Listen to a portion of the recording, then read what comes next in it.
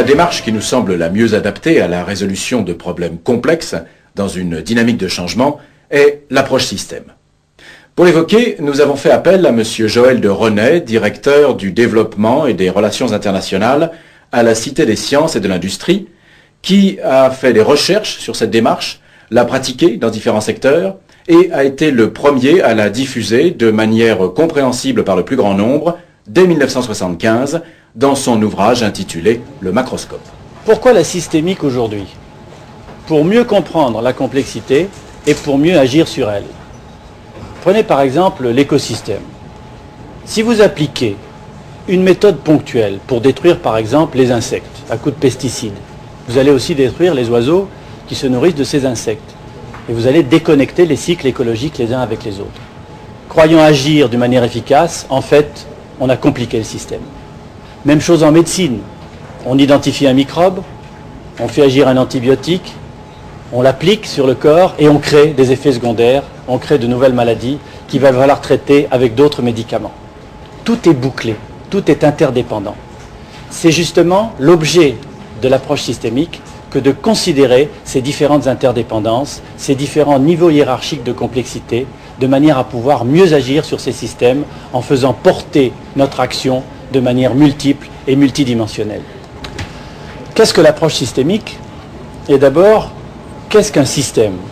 Alors évidemment, les définitions ont un peu le défaut de geler la réalité, mais enfin, néanmoins, il faut les employer pour préciser ce dont on parle. Un système, c'est un ensemble d'éléments en interaction dynamique organisée en fonction d'une finalité. Cette finalité pouvant être par exemple le maintien de sa structure. Tous les éléments sont importants dans cette définition et surtout le terme de dynamique, ce qui implique que la durée, le temps, intervient comme une dimension essentielle du système. Qu'est-ce que l'approche systémique? Eh bien, l'approche systémique pourrait être définie comme une nouvelle méthodologie permettant d'organiser les connaissances en vue d'une plus grande efficacité de l'action. Organisation des connaissances, plus grande efficacité de l'action. Bien entendu, l'approche systémique ne remplace pas l'approche analytique. Elles sont toutes les deux complémentaires. L'analyse permet d'extraire des faits de la réalité, c'est l'approche scientifique par excellence, et la méthode systémique va permettre de recadrer, de replacer ces différents faits dans un contexte plus large. Voici comment se joue la complémentarité essentielle entre analytique et systémique. Quels sont les principes fondamentaux de la systémique? L'approche systémique considère 4 secteurs. Des structures, des systèmes, des réseaux et des évolutions. Des structures d'abord. Il s'agit de considérer que les éléments que nous définissions tout à l'heure comme étant en interaction s'agencent, s'arrangent en niveau hiérarchique de complexité croissante ou décroissante. Par exemple, les atomes constituent des molécules qui constituent des cellules, lesquelles cellules s'assemblent en tissus, en organes, en organismes, etc. Donc, niveau de hiérarchie allant d'une complexité croissante ou décroissante. Premier élément. Deuxième secteur fondamental, c'est le système lui-même. L'approche systémique considère quelque chose séparé du monde extérieur par une membrane, par une frontière, qui la distingue, qui permet de la différencier de l'environnement. À l'intérieur de ce système, il entre des flux, en général 3 types. Flux d'énergie, flux d'information et flux de matériaux. Ce système fabrique quelque chose vers son environnement. Il fabrique de l'action, il agit, mais il fabrique aussi du désordre, que les physiciens appellent de l'entropie. Et enfin, imaginez que ce système est maintenu par un ensemble de boucles de régulation, dont on parlera plus en détail tout à l'heure, qui assurent le maintien de la finalité, qui assurent le maintien de la structure d'ensemble. Donc voilà la définition de ce système dit ouvert. Troisièmement, des réseaux. Ça, c'est fondamental. Il y a 2 types de réseaux. Des réseaux de communication et des réseaux de régulation. Les réseaux de communication sont ceux du téléphone, par exemple, dans une entreprise, ceux de la fibre optique, du câble, du satellite, de la télévision, des ordinateurs, dans un pays. C'est le système nerveux de notre corps. C'est un réseau très maillé. Et puis, il y a les réseaux de régulation. C'est-à-dire qu'un système maintient sa structure grâce à une série de mécanismes équilibrateurs qui vont renvoyer de l'information de la sortie du système vers l'entrée pour lui permettre de se réguler en permanence par rapport à l'évolution de son environnement. C'est ce que les Anglais appellent le feedback, C'est ce que l'on appelle en français la rétroaction. Rétroaction, pourquoi ? Parce que quelque chose qui se produit à la sortie du système est renvoyé à l'entrée du système pour modifier son comportement. Et dans ce cas, il y a deux types de systèmes de régulation. Ce que l'on appelle la rétroaction négative et la rétroaction positive. La rétroaction négative, tout le monde la connaît, c'est le thermostat. Plus il fait chaud dans la pièce, plus le thermomètre détecte l'augmentation de température, renvoie l'information à l'entrée pour faire diminuer la température en fermant la résistance chauffante. Si la température diminue, le système agit en sens contraire. Donc en partant d'un écart à l'équilibre, on arrive à osciller autour d'une valeur d'équilibre définie d'avance. C'est cela le feedback négatif, la rétroaction négative. Il en existe des exemples constants dans notre corps pour maintenir le taux de glucose dans le sang ou le taux d'insuline par exemple. Et puis il y a le feedback positif, ce qu'on appelle la rétroaction positive. C'est-à-dire que là, au contraire, on part d'un point à l'équilibre et on diverge. C'est par exemple la croissance de cellules cancéreuses. Plus il y a de cellules cancéreuses, plus il y en a.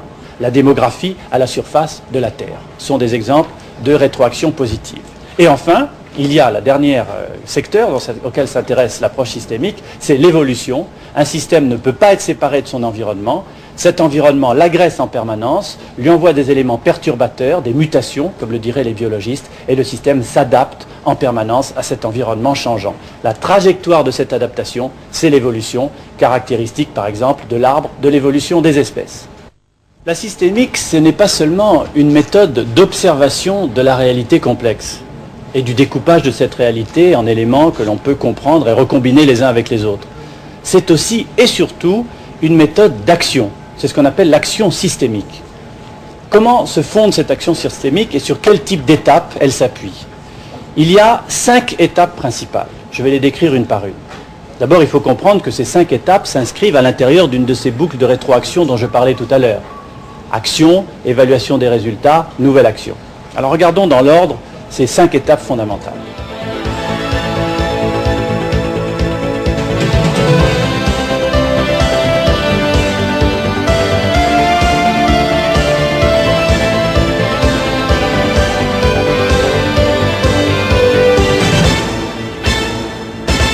La première, c'est l'analyse de système. La bonne vieille méthode cartésienne a fait ses preuves, il faut l'appliquer.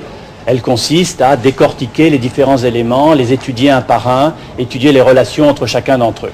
Cette analyse de système peut se faire avec des méthodes, disons des méthodes purement pragmatiques, empiriques, mais aussi utiliser des méthodes mathématiques complexes.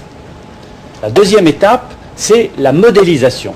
À partir des éléments qu'on a extraits de la réalité, on construit un modèle ou des modèles. On peut faire un modèle dans sa tête, on peut aussi faire un schéma. Un schéma est une forme de modèle. On peut faire un modèle sur ordinateur, à partir d'un programme, à partir d'un logiciel.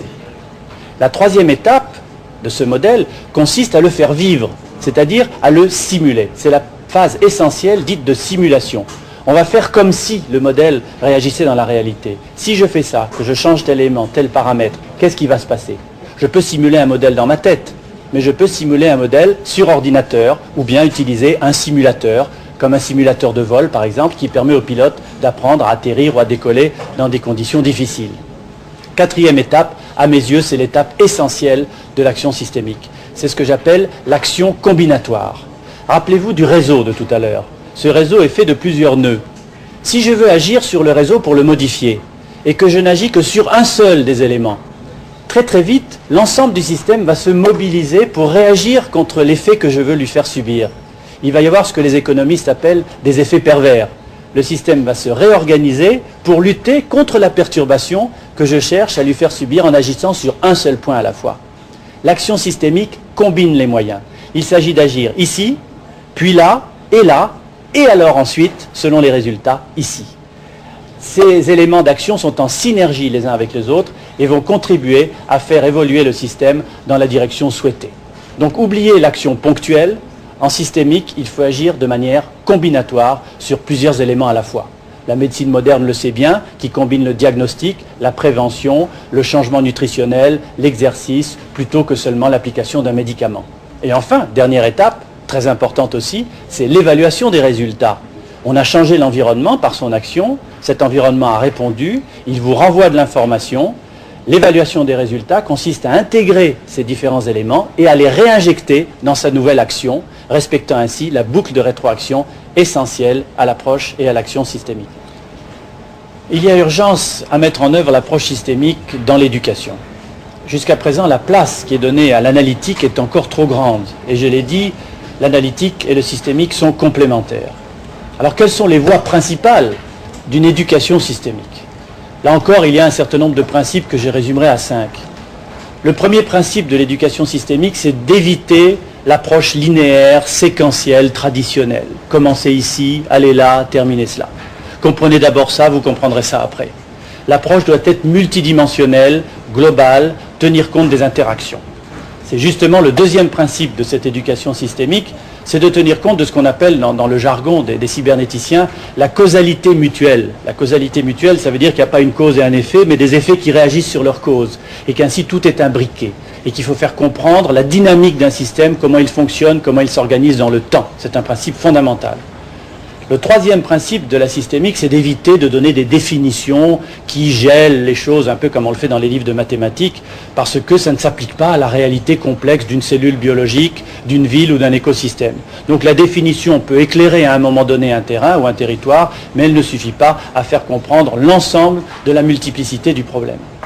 Quatrième clé de l'éducation systémique, c'est de concentrer sa formation sur des exemples empruntés à des domaines qui eux-mêmes sont systémiques, c'est-à-dire qu'ils intègrent la durée, l'évolution, la complexité, la multiplicité des interdépendances et des rétroactions. Les trois que je préfère, parce qu'elles parlent à tout le monde et on les comprend assez bien, ce sont l'écologie, la biologie et l'économie. Je crois que ces trois domaines sont d'extraordinaires bases pour faire comprendre la systémique et ses différentes applications. Et enfin, le dernier principe, peut-être un des plus importants, c'est d'intégrer cet enseignement autour d'un axe vertical qui permet de comprendre comment plusieurs disciplines viennent se rapprocher, travailler en synergie les unes avec les autres pour mieux faire comprendre le tout. Par exemple, on peut apprendre aux enfants la géographie à partir de la dérive des continents, qui est un moyen de faire comprendre la géodynamique, l'évolution des espèces, etc. Et puis aussi, il faut le dire en terminant, pour bien faire passer la systémique et l'approche systémique, il faut aussi enseigner. C'est-à-dire qu'en fait, ça ne s'enseigne pas que dans les livres. C'est aussi comme l'art dramatique, comme le sport. C'est un enseignement qui se fait dans un atelier, qui se fait dans la réalité. On copie un maître, on copie l'exemple. Et je pense que là, c'est un des secrets de cette approche. Elle se découvre dans la création, elle se découvre dans l'interaction des uns avec les autres, dans les jeux de rôle, les jeux de cas, les jeux de simulation, le travail en groupe. Tout ceci, ce sont des méthodes qui se sont développées au cours des dernières années, mais qui devront considérablement se renforcer dans l'éducation pour faire passer ces grands principes de la systémique moderne. En conclusion, je voudrais m'adresser à vous, formateurs et acteurs des systèmes de formation et d'éducation, pour vous donner un peu en quelque sorte le message final de la systémique appliquée au monde d'aujourd'hui. D'abord, il faut travailler en équipe, il faut travailler en partenariat, parce que le savoir n'est pas dans une seule tête, mais il est partagé. Le respect du réseau est essentiel. Ensuite, il faut savoir travailler dans le cadre de ce que l'on appelle la recherche-action, c'est-à-dire évidemment de chercher les données, les éléments, mais aussi de les intégrer en permanence dans la réalité, une réalité qui résiste et qui s'oppose. Et c'est justement cette difficulté de faire pénétrer les idées nouvelles qui apporte un feedback, une rétroaction essentielle à l'amélioration de sa conception et de ses connaissances. Et enfin, peut-être et surtout, il faut aussi apprendre à travailler en réseau, à travailler sur des applications concrètes, à fabriquer des modèles concrets que l'on teste en permanence dans la réalité. On ne part pas d'un modèle pour arriver à une éducation ou à un enseignement. Ça, c'est un peu d'idéologie. Le modèle, c'est le point d'arrivée. Et ce point d'arrivée, il est pragmatique, c'est-à-dire qu'il résulte d'une confrontation permanente entre la théorie et entre le concret. Voilà le dernier message que je voulais vous faire passer. Bonne chance dans cette formation systémique. Elle est essentielle à la compréhension du monde d'aujourd'hui.